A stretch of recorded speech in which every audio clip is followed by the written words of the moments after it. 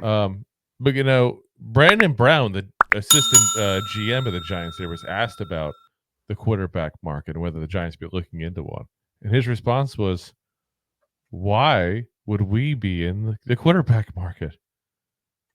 Maybe he wasn't watching the game against the Texans.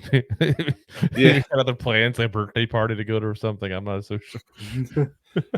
Yeah, and it was in a press conference he had there this week, and he said that the plan was to stick with the 3 quarterbacks they have. So Pat Leonard, the New York Daily News said that the exact quote was Brandon Brown said, "When you look at that, I would say no. Why would we be in the quarterback market now?" He asked him if he was okay with the depth chart being Daniel Jones, Drew Lock for week 1, and Brown said back and Tommy. So first off, great news for Tommy. Tommy DeVito is actually part of the plans according to that comment there. But it's part of makes you wonder, like, is Tommy DeVito, first off, is he fully projected to make the starter, or is this them talking about him as a potential guy they can call up as an emergency quarterback or a practice squad guy or something like that? But is it possible, though, that they just think that Tommy DeVito is better than any quarterback that's on the market right now? That could be a thing, too. And they're not wrong necessarily. Let's be honest, guys. They are not wrong per se. Like we talked about it, Ryan Tannehill is the best one available. And not exactly great.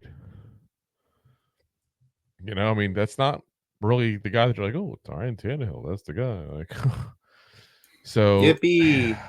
I don't know. Like, is he, is he really better than those guys? It makes you wonder. I mean, when you look at the guys that are still available, Trevor Siemian, Blaine Gabbert, AJ McCarron, Brian Hoyer, Nathan Peterman. I would rather have Tommy DeVito than all those guys. Yeah. Forgot about Blake Bortles.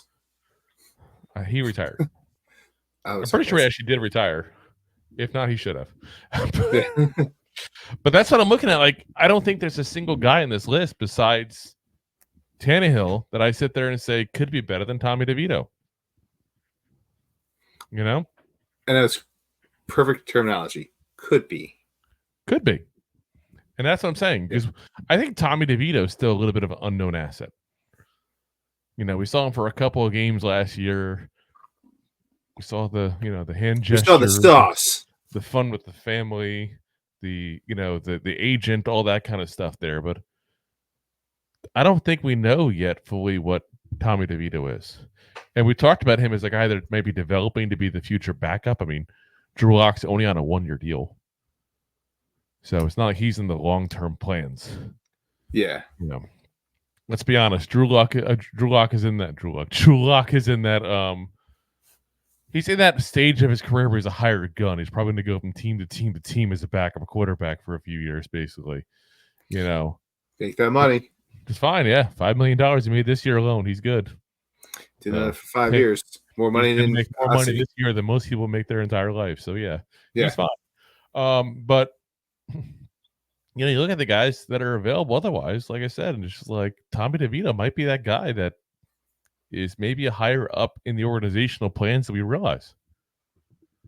And maybe the plan is, listen, if Daniel Jones falls on his face, which again, we hope not. We're actual Giants fans. We're not rooting against the guy. Yeah. But if he does Tommy DeVito then become actually the starter, not Drew Lock? And you just ride with him and see what you got. That's a strong possibility. I wonder, really. I really do wonder if that's the plan. Like, especially after his preseason. Especially after Daniel Jones' preseason. So we'll see what happens. Yeah, that's what I meant. As a whole, Danny DeVito's probably looked Danny DeVito. Tommy DeVito probably looked the best. We always do that. He needs a different last name. It's only one DeVito we've had in our life for all these years. And they're both from Jersey. Exactly. Bada bing, bada boom, It's like, hey. But yeah, like I said, they both went to Jersey Mike's last week. Something to kind of keep an eye on, though, because I'm telling you right now, the vibe I got from that conversation was that the plans for Tommy DeVito are bigger than we realize. And maybe I'm reading too much into this and trying to read into tea leaves. because that's what we get when you get little snippets from these guys. But that's what it tells me, is that there's a plan.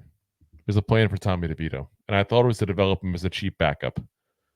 But I'm starting to wonder if he's looked at as the guy that if Daniel Jones falls, we'll pop him in there to see what he does for the year.